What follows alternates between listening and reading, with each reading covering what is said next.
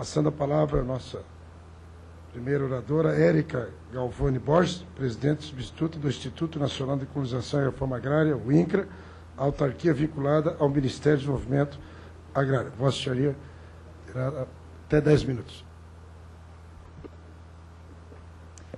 Bom dia a todas. Saudar especialmente aqui os prefeitos que vieram hoje para estar aqui discutindo conosco, meu colega superintendente lá do INCRA no estado do Mato Grosso, Valdir Barranco, que eu solicitei a vinda dele também, né, porque quem está perto lá no local tem sempre condição também de estar dialogando mais proximamente à realidade que está instalada, né. Inicialmente, eu quero aqui prestar nossa solidariedade sempre, né, a todo e qualquer tipo de sofrimento, enfim, de privação que essas pessoas estejam passando e dizer e reafirmar que é o nosso compromisso, de fato, enquanto governo federal, lançar mão de todas as políticas públicas que a gente tem para minimizar e buscar soluções definitivas para essa população, enfim, que teve que ser retirada da terra indígena por uma decisão judicial, né? Então, primeiro eu quero remontar aqui até a fala do deputado, agradecer o convite e dizer isso, né? O INCRA atua, gente, para deixar bem evidenciado e a gente também não confundir muito os papéis, né? Porque a gente tem que ser cobrado pelo que é a nossa, de fato, responsabilidade. Então, o INCRA atua subsidiariamente num processo de desintrusão de terras indígenas no país como um todo, né? Então, à medida em que há uma decisão de que aquelas terras indígenas são de fato indígenas, estão homologadas, né, existe um reconhecimento e entra-se então num processo de regularização fundiária, que a gente chama, né, desses territórios indígenas e a retirada então da população de não índios que foi identificada lá dentro, o INCRA é acionado pela FUNAI durante esse processo e ele, então, vai trabalhar em paralelo, em conjunto com a FUNAI, no sentido de identificar, dentro daquele público que precisa ser retirado de dentro de uma terra indígena, né, os chamados aí não índios, quem seria, então, um público passível e com perfil de beneficiário para o Programa Nacional de Reforma Agrária. E o Programa Nacional de Reforma Agrária, ele funciona dentro de um escopo legal, que os senhores e as senhoras conhecem, né, se bobear melhor do que eu, dentro de um escopo legal que ele segue uma série de etapas e procedimentos e que ele não se diferencia num processo se aquelas pessoas estão sendo retiradas de uma terra indígena ou se eles são, de fato, lá aquele, vamos dizer, o nosso público originário, né? E padrão dentro da reforma agrária, que são sem terra, né? Que normalmente aí acampam para buscar também a luta pela terra. Então, o mesmo procedimento que a gente segue para assentar um sem terra que está acampado debaixo da lona preta, é o mesmo procedimento que a gente tem que seguir legalmente para também assentar as pessoas, porventura, retiradas de uma terra indígena, ou mesmo nós temos algum caso de unidade de conservações, que são mais restritivas na questão ambiental. Então, primeiro, lembrar isso e destacar que a gente não tem como proceder de forma diferente. A gente tem um amparo legal e temos que seguir esse amparo legal. Nessa perspectiva, como que nós atuamos ali na região, principalmente de Alto Boa Vista, Ribeirão Cascalheira, que é onde estava o pessoal mais impactado aí pela retirada da população da terra indígena, né? Nós atuamos completamente ligados às decisões judiciais. Então, houve naquela região 619 notificações judiciais para retirada da população de dentro da gleba Soiamiçu e da terra indígena Marauatsé. Essas 619 notificações, elas aconteceram tanto com a população rural quanto com a população urbana, né? Vocês podem ver até o relato ali do vídeo, que as pessoas falam, né? Viviam na vila urbana, tinha uma papelaria, uma locadora, enfim. Então, assim, de imediato, a gente já caracteriza parte do público que nem era perfil da reforma agrária inicialmente, porque a gente também tinha uma população urbana convivendo ali, né? A gente tinha população rural e tinha população urbana.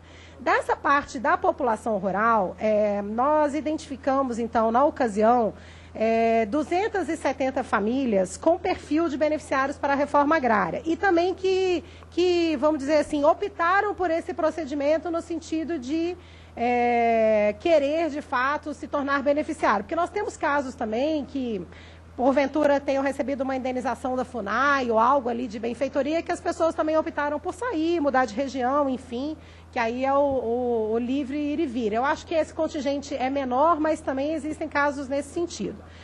Dessas 270 famílias, então, que foram identificadas como perfil de beneficiários da reforma agrária, e foi um período longo de cadastramento, né? A gente permaneceu na região de outubro de 2012 até janeiro de 2013, montamos inclusive um escritório lá no Poço da Mata. A gente primeiro estava no município, depois optamos para ir para o Poço da Mata, justamente para oferecer condições para que essas pessoas, de fato, se apresentassem a nós, né? E que a gente tivesse condição, então, de iniciar o processo de identificação e posterior assentamento dessas famílias.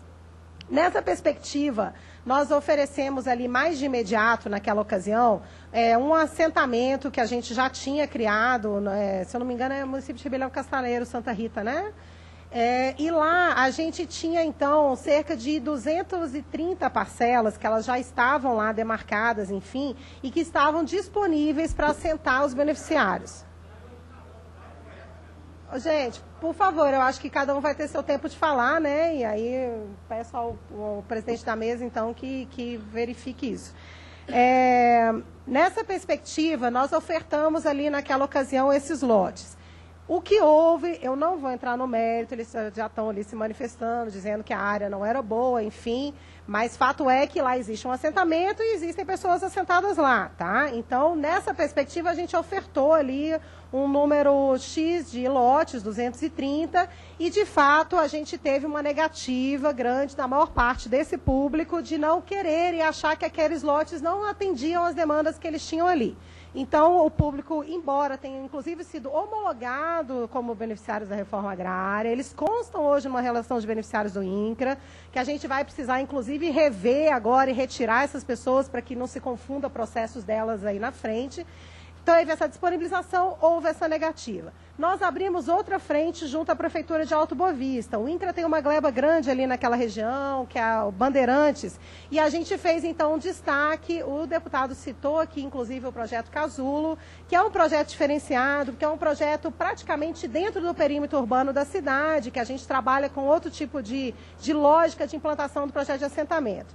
Então, nessa parceria aí com a Prefeitura, a gente fez o destaque dessa gleba, a Prefeitura, inclusive, auxiliou no procedimento de abertura de estradas, enfim, para a gente parcelar e dar celeridade para o assentamento dessas famílias.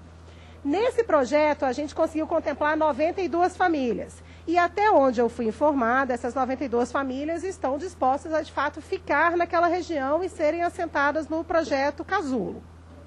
Essas 92 famílias, a gente já iniciou com elas o processo de liberação do crédito apoio inicial. Inclusive, estamos com o técnico em campo nessa semana. Eles estão lá pagando o crédito, que é aquele primeiro crédito que o INCRA dá aos beneficiários, concede aos beneficiários da reforma agrária para uma instalação imediata, para que as pessoas consigam minimamente uma condição de comprar ali uma comida, um utensílio, uma coisa que porventura precisam para se instalar e não ficar em condições tão precárias, né? Como em algumas ocasiões foi mostrado aqui no vídeo do deputado. Na mesma perspectiva, os assentados de reforma agrária hoje, gente, eles não existe mais aquele crédito à habitação do INCRA. Hoje eles foram todos inseridos dentro do programa Minha Casa Minha Vida, na habitação rural no grupo 1, que é aquele grupo com maior subsídio de 96% da habitação, enfim. Nessa perspectiva, as pessoas do projeto Casulo já estão, inclusive, com as propostas da residência encaminhadas, protocoladas dentro da Caixa Econômica Federal, já em análise para liberação e início da construção das moradias. O que eu quero dizer com isso? Que o nosso entendimento é que parte desse público a gente já vem atendendo e vem buscando cada vez mais tornar mais célere e instalar essas pessoas, de fato, nesse assentamento. Nós sabemos também, foi dito ali por uma das pessoas que apareceu no vídeo, que tem aí em torno de 170 famílias que acabaram se espalhando no entorno desses municípios, que foram parte que tiveram a negativa de ficar nesse outro assentamento que a gente ofertou inicialmente e que hoje precisam de ter uma solução, um encaminhamento para elas. É claro, gente, que nós vamos envidar todos os esforços aqui para fazer esse encaminhamento. O INCRA já está promovendo na região e pelo que o superintendente me informou, ele teve lá 2 semanas, fez uma reunião com as famílias e buscando, inclusive, gente, diferente do público padrão da reforma agrária, que é aquele público acampado, que vocês também conhecem bem, a gente vem dialogando com as famílias ali, tentando estabelecer esse diálogo, de buscar meios também dentro do escopo da reforma agrária, porque eu não tenho como fugir da legislação agrária para tratar esse assunto, buscar soluções conjuntas. Então, a gente já identificou um outro assentamento na região, que também houve uma negativa das famílias em relação a serem assentados nessa área. E tem um terceiro assentamento agora, que eu esqueci o nome dele, Macife, é isso? Que, a princípio, as famílias estariam dispostas e indicariam que ali era uma região que elas topariam, vamos dizer assim, entrar para dentro do procedimento da reforma agrária, a exemplo do pessoal do Casulo, dentro do município de Alto Boa Vista. Então, nós vamos iniciar também um movimento ali dentro desse assentamento de rever as ocupações que estão lá. Provavelmente a gente tem alguns lotes vagos, porque é uma região que a gente teve alguns problemas em outras épocas, enfim. E aí a gente também vai começar a identificar essas áreas. De qualquer maneira, ali é uma região, gente, que além do pessoal que foi retirado, né, da terra indígena, nós também temos a demanda do beneficiário padrão da reforma agrária. Então, a gente tem ali um outro tanto, né, um volume de pessoas e de público que também demandam terra para nós. Então, a gente faz prospecções ali naquela região e estamos dispostos, inclusive, a ampliar a nossa atuação no sentido de abrir, talvez, um edital para buscar terras e para a gente conseguir assentar esse contingente de famílias que estão ali na região demandando, né, a estar pelo menos numa condição semelhante da que foram retirados da terra indígena. Então, assim, sem entrar mais nos detalhes, nos méritos, tem uma questão aqui ligada à cesta básica, que a gente atua também em parceria com o MDS, que eu vou deixar para a Cláudia explicar melhor, que eu acho que é bem mais adequado. Mas, de uma forma geral, o INCRA nós vamos reafirmar nosso compromisso, entendemos que atuamos com responsabilidade dentro dessa ação, nós não atuamos voluntariamente nesse processo, a gente atuou por uma demanda da justiça, então, assim, em nenhum momento saímos aí voluntariamente, não, vamos retirar as famílias, enfim, não se trata disso, a gente vem tentando o tempo todo buscar meios, a exemplo do que o deputado diz aqui, de ter um plano mais eficaz para reassentamento, mas tudo isso também está ligado à questão agrária e à legislação que somos obrigados a seguir. E a menos que isso mude, hoje eu não tenho nenhum subsídio legal e nenhum amparo que me permita uma celeridade maior do que a que, de fato, a gente já vem tentando promover na região. Então, assim, eu vou parar por aqui, eu acho que a gente tem um debate para fazer. E quero dizer mais uma vez, reiterar o nosso compromisso e dizer que, para além dos esforços que a gente já fez, que a princípio existe uma parte dessas pessoas que ainda entendem que a gente precisa atuar mais fortemente, estamos dispostos a atuar. Então, é só reiterar isso e dizer mais uma vez, sem querer discutir o mérito da questão, que atuamos subsidiariamente a essa questão, né? O nosso público original, na verdade, é outro e que...